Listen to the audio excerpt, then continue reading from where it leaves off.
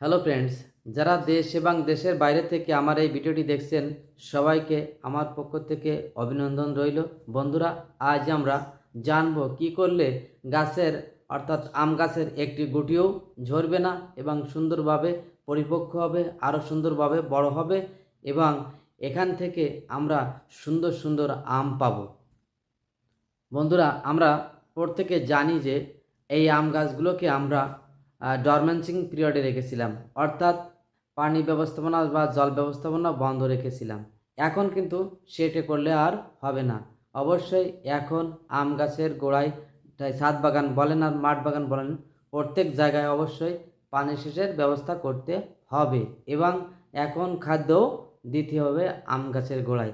তাই বন্ধুরা, বিশেষ করে আমরা যারা আম চাষি আছি অবশ্যই আম গাছের দিকে এখনই একটু খেয়াল রাখতে হবে। তা না হলে আমাদের এই সুন্দর ফসলটি নষ্ট হওয়ার সম্ভাবনা 99% থাকবে। বন্ধুরা, আর কথা না বাড়িয়ে এখন আমরা বলতে শুরু করি কি করলে আমরা এই আম গাছকে অর্থাৎ আম গাছের যে ফসলটাকে ধরে রাখতে পারি এবং আমরা পরিপক্ক একটি ফসল পাবে সে বিষয়ে এখনই আলোচনা করব। বন্ধুরা, আমরা জানি এই সময় এই যে মুকুল আসার পরে যে গুটি গুটি ধরে, অর্থাৎ দেখতে পাচ্ছেন আমার এই ভিডিওতে যে আম গাছের গুটি কেমন হয়েছে। এই অবস্থায় আসলে অবশ্যই সর্বপ্রথমে আপনাদের একটি পেস্টিসাইড অবশ্যই ব্যবহার করতে হবে, অর্থাৎ কীটনাশক ব্যবহার করতে হবে এবং ফাঙ্গাস অর্থাৎ ছত্রাকনাশক অবশ্যই ব্যবহার করতে হবে। যদি আমরা এই দুটি ঔষধ ব্যবহার না করি তবে অবশ্যই আমাদের গাছের এই সুন্দর যে ফসলটি আমরা পেতে বিঘ্ন সৃষ্টি হবে, অর্থাৎ আমরা সহজে সুন্দর ফসল আমরা পাবো না।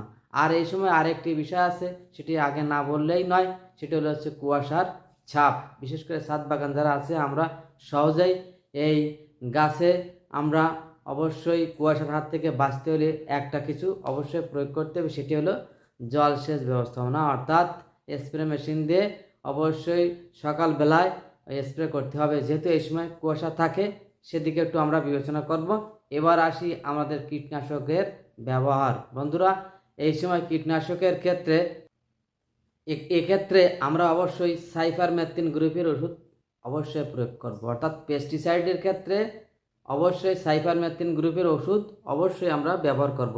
আমাদের বাজারে বাংলাদেশ বলেন, ভারত বলেন বা সারা বিশ্বে বলেন, সব ক্ষেত্রে সাইপারমেথ্রিন গ্রুপের ওষুধ অবশ্যই ব্যবহার করতে পারি, অর্থাৎ পেতে পারি। আর আমরা ছত্রাকনাশকের ক্ষেত্রে বাজার থেকে যে কোনো ছত্রাকনাশক এনে আমরা অবশ্যই ব্যবহার করব, তবেই আমরা এই সুন্দর যে ফসলটি আমরা পেতে পারি। তা না হলে আমাদের বাধা বিঘ্ন অবশ্যই ধরবে। আর সাইপারমেথ্রিন গ্রুপের একটা উপকারী দিকগুলো কি বলেন তো, সেটি হলো ওই শোষক পোকা বলেন, যে কোনো ধরনের পোকা বলেন, এটি যদি গায়ে লাগে অবশ্যই তার আস্তে আস্তে ওই পোকামাকড়গুলোকে ধ্বংস করে দেবে, অর্থাৎ ওর স্টোমাককে নষ্ট করে দেয়। অবশ্যই আপনারা এই সময় সাইপারমেথ্রিন গ্রুপের ওষুধ অবশ্যই ব্যবহার করবেন। আর ছত্রাকনাশকের ক্ষেত্রে আপনি বাজার থেকে যে কোনো ছত্রাকনাশক অবশ্যই ব্যবহার করবেন, তবে ছত্রাকনাশকের ব্যবহারটা অবশ্যই যেন 10 দিনের মাথায় মাথায় হয়। আর এই পেস্টিসাইডের ক্ষেত্রে আপনারা 1 মাস বা 15 বা 20 দিনের যেরকম নির্দেশনা আছে ওষুধ হিসেবে আপনারা সেক্ষেত্রে সেভাবে ব্যবহার করতে পারেন।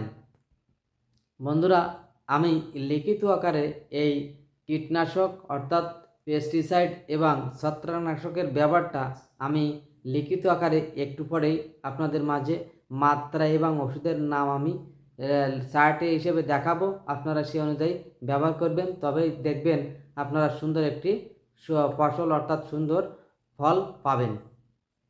সাইপারমেথ্রিন গ্রুপের ওষুধের ক্ষেত্রে প্রতি লিটার জলে 1 মিলিগ্রাম আর ছত্রাকনাশকের ক্ষেত্রে প্রতি লিটার জলে 2 মিলিগ্রাম করে ব্যবহার করতে হবে। বন্ধুরা, আমার এই ভিডিওটি যদি ভালো লাগে তবে লাইক কমেন্টস করে উদ্বুদ্ধ করবেন। ধন্যবাদ সবাইকে।